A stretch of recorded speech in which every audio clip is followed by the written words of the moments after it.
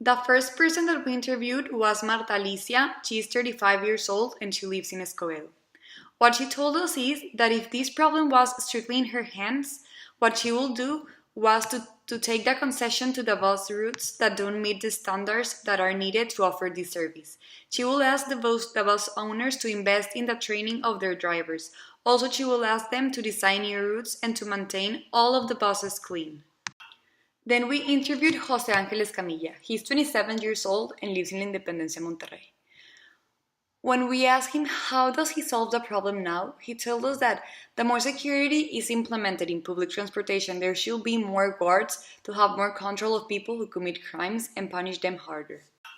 We interviewed Maria Luisa Hernandez. She's 18 years old and she's a student. When we asked her about the last time she used public transport, she told us that because of her being a student, she uses the public transport in the rush hours. So it was really difficult to get in any bus because all of them were really full. When she entered, she noticed that almost all of the seats were damaged or even broken. It was so full that she didn't have a seat or something to grab. And it was really dangerous because the driver made sudden stops and didn't drive correctly. When she finally had a seat, she started to read a guide of the exam she had that day. She arrived 15 minutes late to that exam and the application had already begun, so she wasn't able to get in and take the test. We also interviewed Amelia Cifuentes, 39 years old. She lives in Apodaca and she's a housekeeper. When we asked her how does she solve the problem now, she told us that in her opinion there should be more trucks on each route.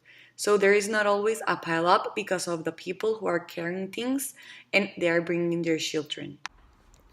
We also interviewed a woman named Patricia Mendez. She's 31 years old.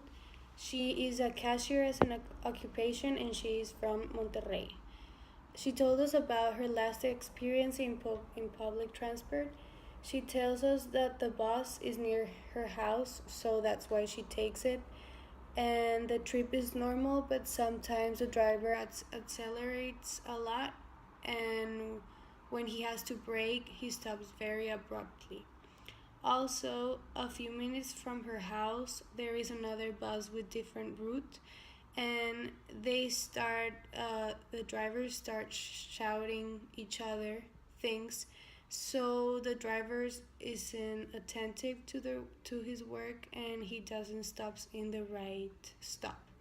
So that time she left her 10 minutes away from her stop. Also, we interviewed another woman who is Carolina Aguilar, who's 23 years old and she is a student who lives in Guadalupe.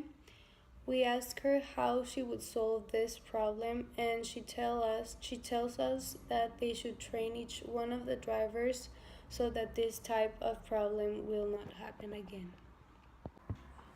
Okay, so out of the most predominating answers that we got out of all the interviews, we got one that they said that okay, it's two of them. First, that they should redesign the buses or the public transportation. Mexico, it's pretty much predominated by the bus, so their concern was that the bus the buses didn't have the adequate accommodation and the adequate like qualities to provide a good service.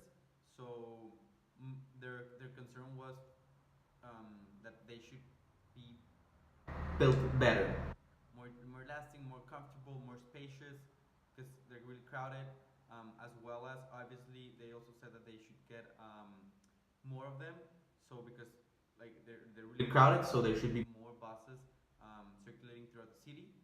There should be more buses per route, and they also said that and it was a good idea that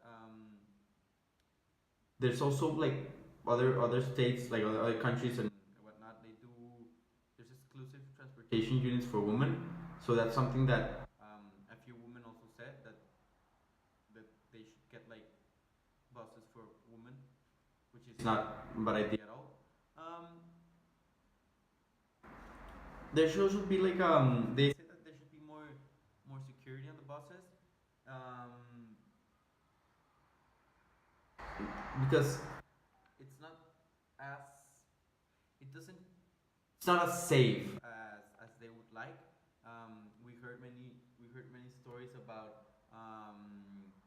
people seeing or experiencing bad situations, not necessarily harmful things, but um, situations where better surveillance or more security would have prevented that.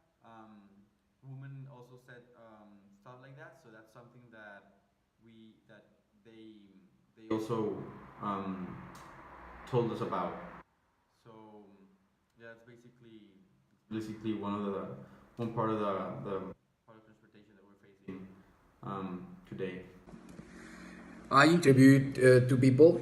One is Carolina Aguilar, she's 23 years old, and the other one was Monica Gonzalez of 27 years old. And they both agreed that to solve the problem that we are addressing, we need to give to the public transportation drivers the proper training so they will know what to do when happens the cars accidents.